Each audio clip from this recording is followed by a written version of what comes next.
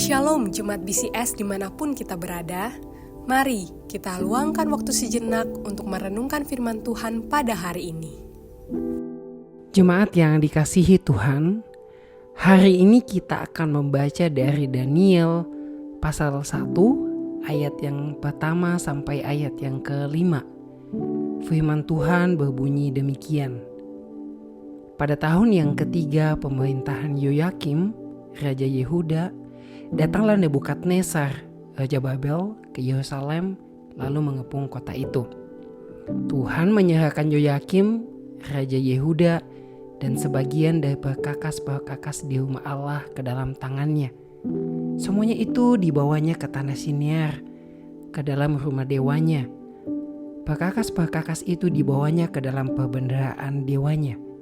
Lalu Raja bertitah kepada Aspenas, kepala istananya, untuk membawa beberapa orang Israel yang berasal dari keturunan raja dan dari kaum bangsawan, yakni orang-orang muda yang tidak ada sesuatu celah, yang berperawakan baik, yang memahami berbagai-bagai hikmat, berpengetahuan banyak, dan yang mempunyai pengertian tentang ilmu, yakni orang-orang yang cakap untuk bekerja di dalam istana raja, supaya mereka diajarkan tulisan dan bahasa orang Kasdim. Dan raja menetapkan bagi mereka pelabuh setiap hari dan santapan dari raja dari anggur yang biasa diminumnya. Mereka harus dididik selama 3 tahun dan sesudah itu mereka harus bekerja pada raja. Bapak Ibu, judul renungan kita hari ini adalah ketika Tuhan mendisiplinkan kita. Ini adalah suatu tindakan disiplin dari Allah. Israel diserahkan kepada bangsa Babel. Ketika peristiwa itu terjadi, Babel adalah kerajaan yang terbesar di dunia. Selain membawa tawanan, bangsa Babel juga mengangkut sebagian perkakas dalam rumah Allah untuk memperkaya perbendaharaan dewa Babel. Semua itu terjadi akibat ketidaktaatan Israel kepada Allah. Lalu Allah bertindak menurut hikmat-Nya. Ia mengetahui dengan sempurna apa yang Dia lakukan. Apa yang dilakukan Allah adalah Dia membiarkan Israel ditaklukkan Babel. Maka orang Israel terpaksa belajar taat dan tunduk kepada bangsa lain. Nah, di sanalah Allah mengizinkan di dalam sejarah gereja hal seperti itu pernah terjadi, yaitu ketika gereja menyimpang dari ajaran Kristus, Allah membiarkan gereja diserbu oleh penindas-penindasnya. Orang-orang Kristen dianiaya dan rumah-rumah ibadah dihancurkan. Semua ini di dalam sepengetahuan Allah. Dan Allah sebenarnya berkuasa melindungi gereja.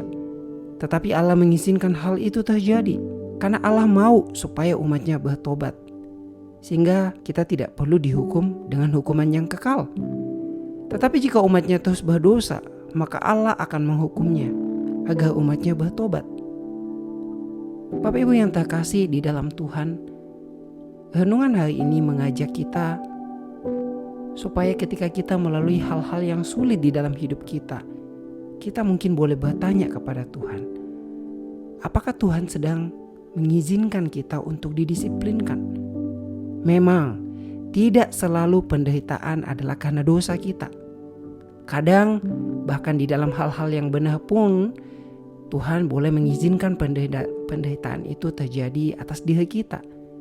Tetapi ada kalanya kita juga perlu memeriksa diri. Apakah kita sedang berjalan sesuai dengan firman Tuhan atau menyimpang? Jika tidak, maka mungkin kesulitan yang kita alami, ketidaknyamanan yang kita alami, jangan-jangan itu adalah bentuk disiplin dari Tuhan. Tujuannya satu, bukan karena Tuhan ingin membenci kita, tetapi justru karena Tuhan sangat mengasihi kita. Sehingga sama seperti orang tua yang mendisiplinkan anaknya, demikian juga Bapa kita ingin supaya kita anak-anaknya bertobat, mengaku kesalahan kita dan kembali kepada Tuhan, meminta pengampunan dan kembali berjalan di dalam jalan yang Tuhan tetapkan bagi kita. Biarlah kiranya hari ini kita belajar untuk bertanya di dalam hidup kita, bagian mana di dalam hidup kita yang perlu didisiplinkan oleh Tuhan.